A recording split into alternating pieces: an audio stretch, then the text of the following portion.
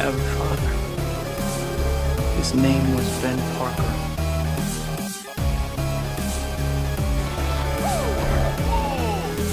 You stole that guy's pizza! You're trash, bro.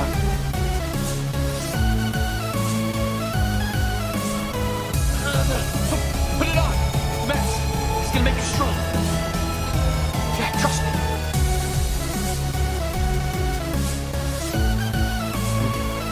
You're the bravest kid I've ever seen. All I have, I'm nothing without this suit. If you're nothing without this suit, then you shouldn't have it. Everywhere I go, I see his face. Anyone can wear the mask.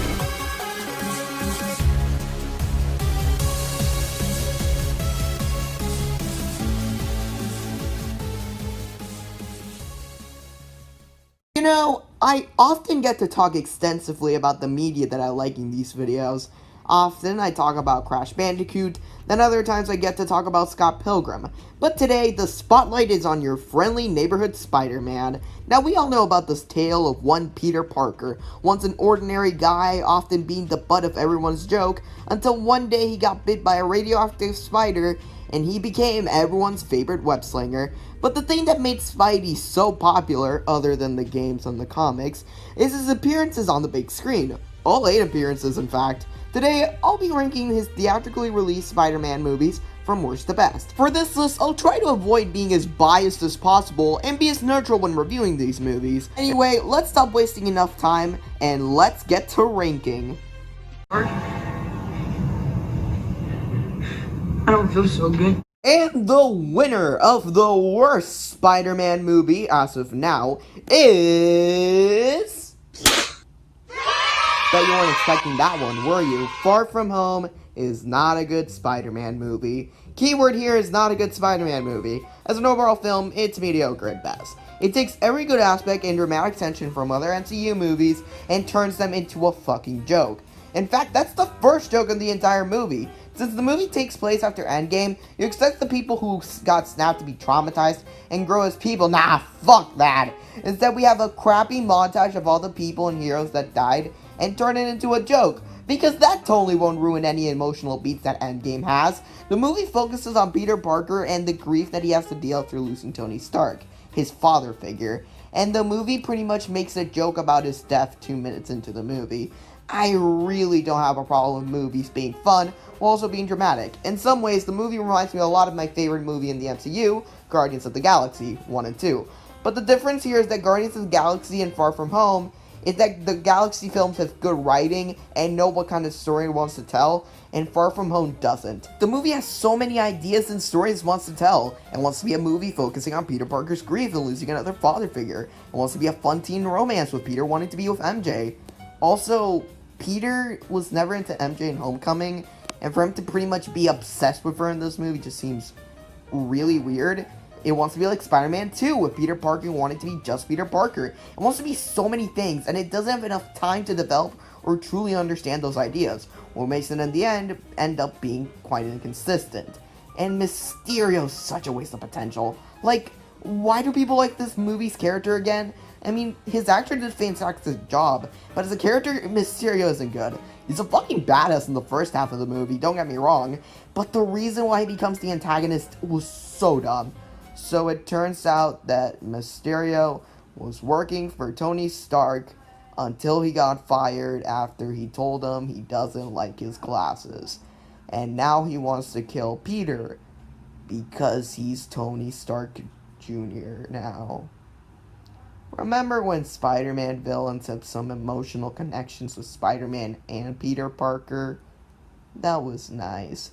But with that being said, I don't consider the movie to be awful, since there are good elements to be found here. For example, the cinematography and editing in this movie are incredible, and the acting is also great. I also found the mid-credits scene to be amazing. But with that being said, the movie's either okay, or just plain mediocre.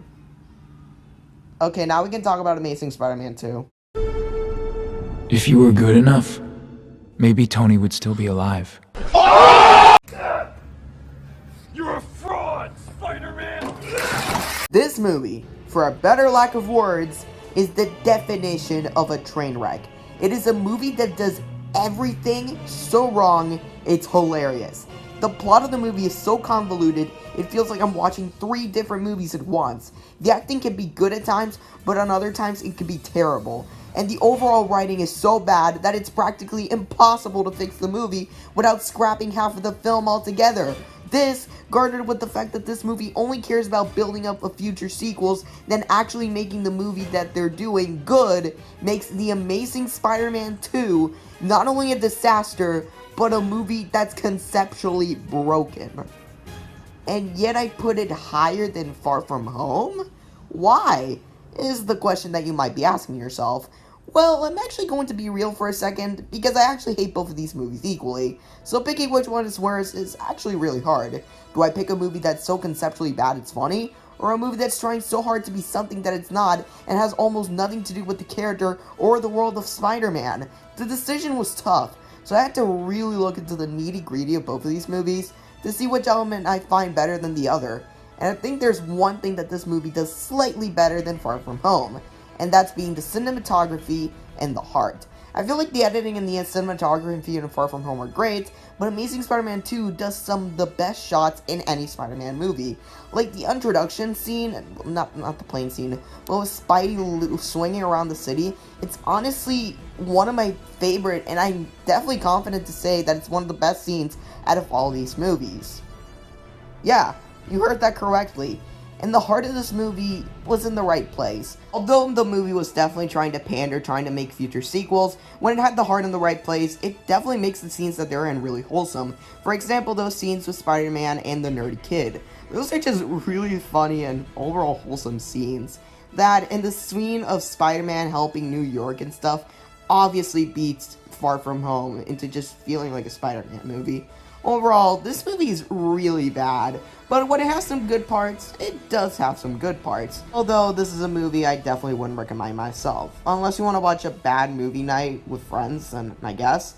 Although, this wouldn't be the bad Spider-Man movie I would pick. That would be none other than... You're a fraud, Manuel! You're trash, Brock. If this list was completely biased, this movie would have been in the top 3. No, I'm not kidding. But since I'm looking at the movie critically, this is not a good movie. Like, at all. Mostly for the same reasons why I don't like Far From Home and Amazing 2. There are way too many side plots and ideas this movie has, and it doesn't have enough time to develop said ideas. I think the biggest offender of this is Harry Osborn. Harry's been built up to be the main antagonist for about 2 movies now. We're trying to find the man who killed his father, and finding out said killer was his best friend.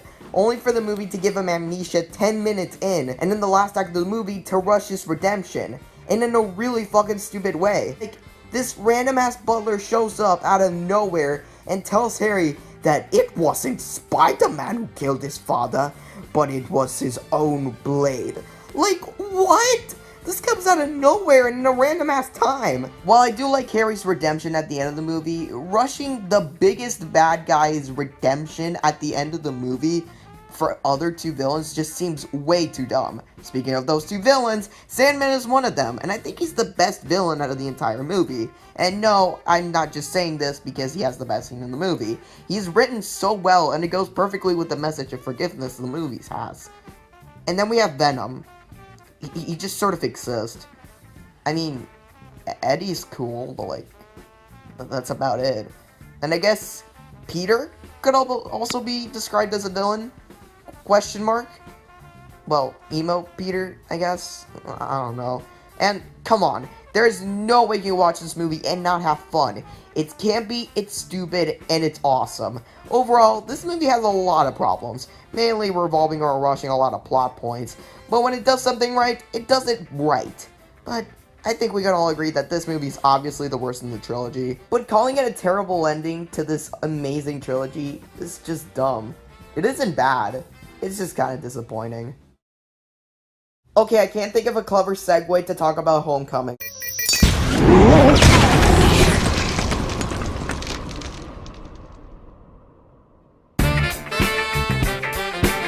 I'm looking at porn. Homecoming is a really fun movie. The first time I watched it back in 2018, I thought it was amazing and considered it one of my favorite Spider-Man and MCU movies for the longest time.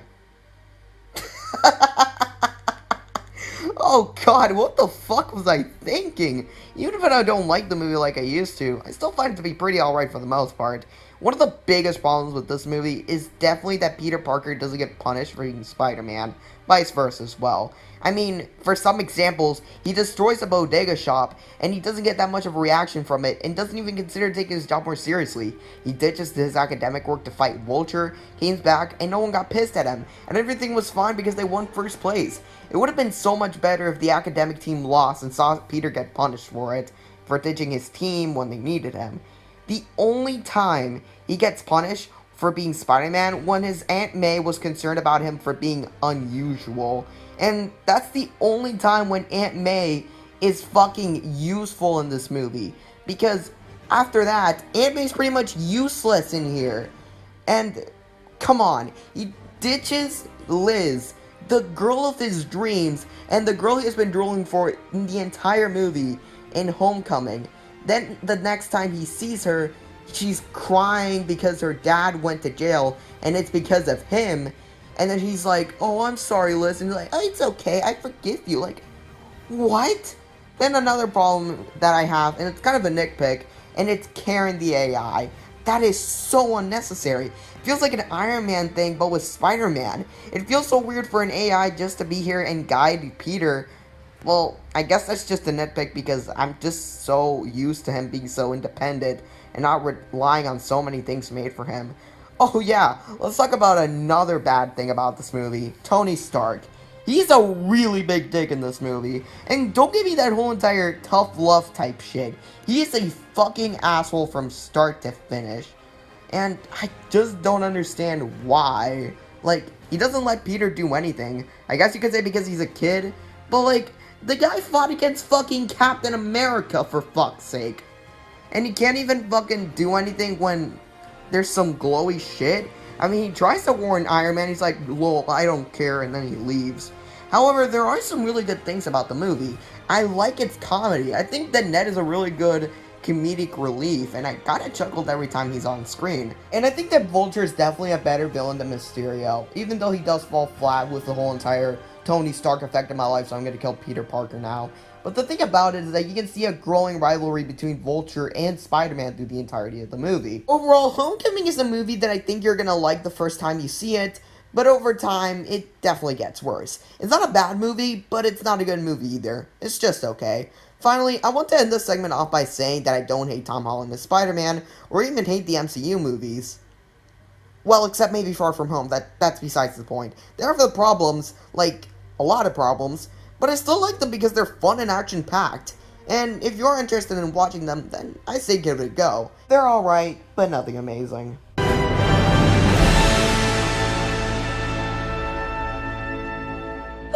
Poor Peter Parker. When I started this marathon, I was expecting to hate The Amazing Spider-Man 1. The first time I saw this movie, I felt three emotions: confusion, anger, but most importantly, disappointment. Like, this isn't Peter Parker, it's just Andrew Garfield acting like an emo jerk. This isn't Uncle Ben, it's just an Ember Island player playing Uncle Ben. And that definitely isn't Spider-Man. Peter became Spider-Man out of revenge to kill the guy who killed his uncle, and not out of responsibility. And the first time I was watching this movie for the review, I felt the same way. This isn't good, it's just an edgy reboot that isn't like the Raimi trilogy. And that sentence alone got me thinking. I shouldn't be looking at these movies as a reboot to the Raimi trilogy, or compare them to any other Spider-Man movie. I should look at it as its own separate thing and give it a fair review. Then I watched it for the second time. At first, it wasn't working. I still thought Peter was kind of a douchebag, Uncle Ben didn't seem like a good character, and Spider-Man finding his uncle's killer was a stupid decision. But before I stopped the movie, I saw what I considered to be the best in any of these live-action Spider-Man movies. The bridge fire scene. This scene is the epitome of everything that I love about Spider-Man. The relatability, the emotion, and most importantly, the heart.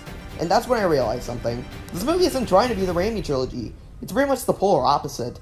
The Raimi trilogy is fun and campy, while The Amazing Spider-Man is dark and more realistic.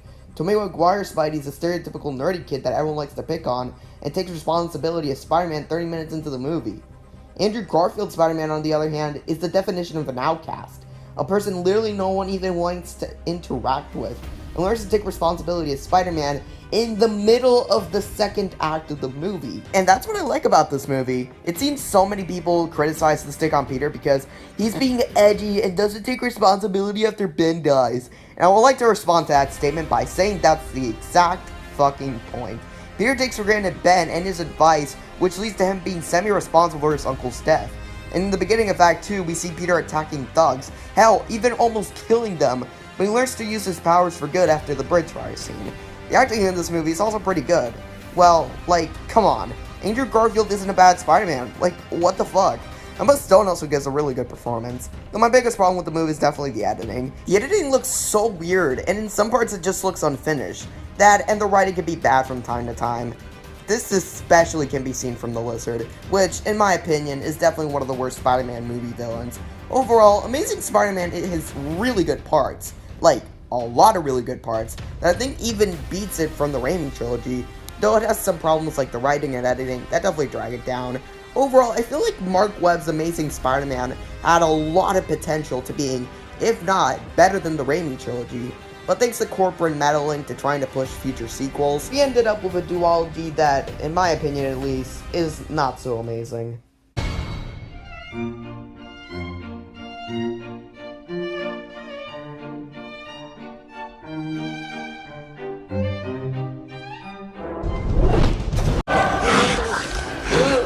Back to formula.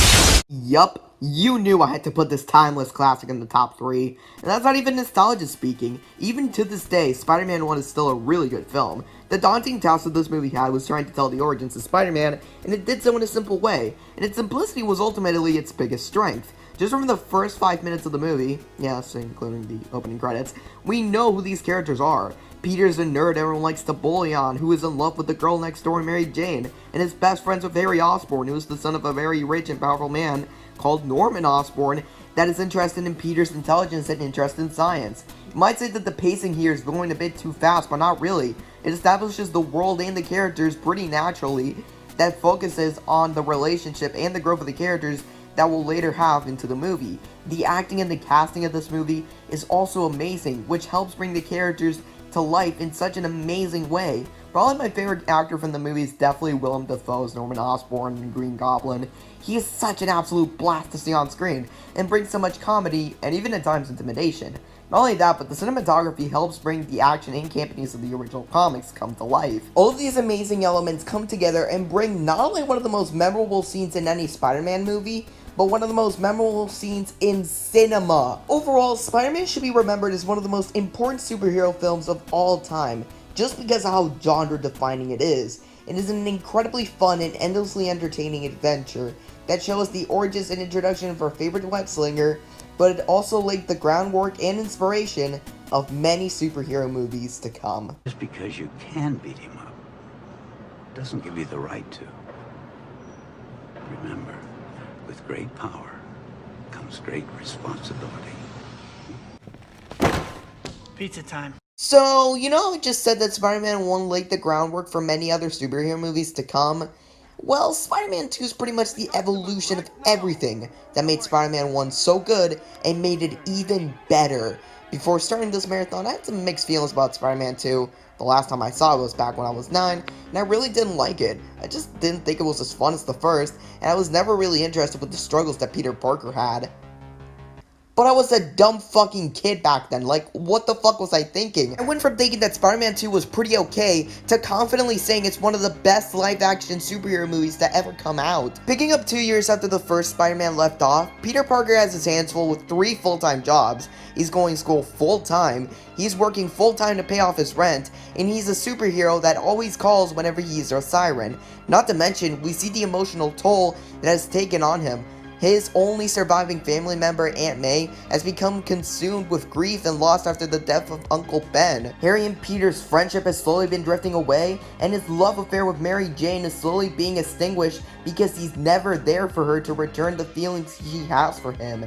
And all of this is in the first 15 minutes of the film. As Spider-Man, Peter's even in danger of losing his powers, of exhaustion slowly beginning to take over. Is it a medical thing, or is it because he stretched himself too thin?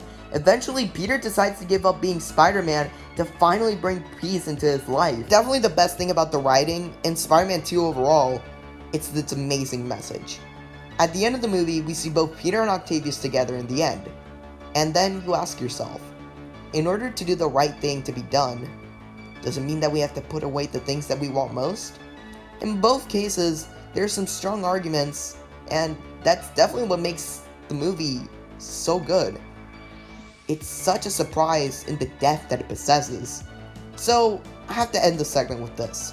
Entering this marathon, I thought I would watch the Raimi trilogy and just think, okay, they're pretty good, and then move on. But what I didn't realize is the fact that I would be watching one of my favorite movie trilogies of all time.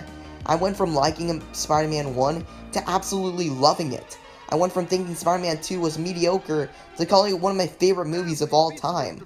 And I went from thinking that Spider-Man 3 was a movie that exists to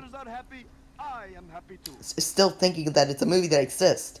I've grown such a love and appreciation for these movies, and I'll definitely say that I'll come back to watching these movies once a year. But could you pay me in advance?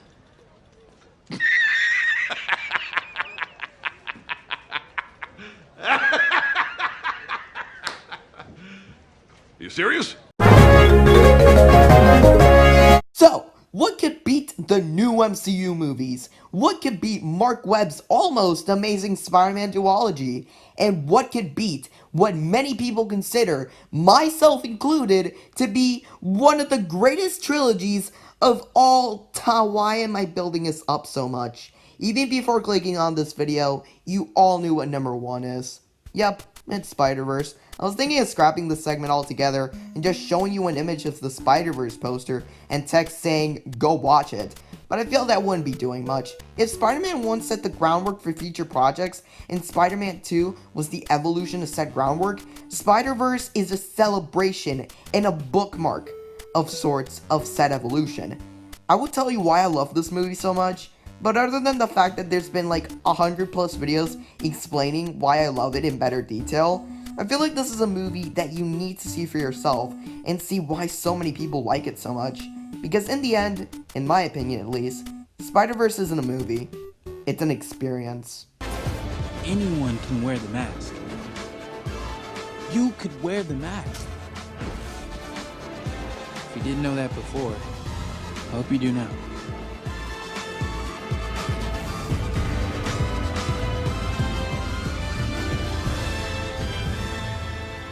'Cause I'm Spider-Man. Tears falling down at the party. Saddest little baby in the room.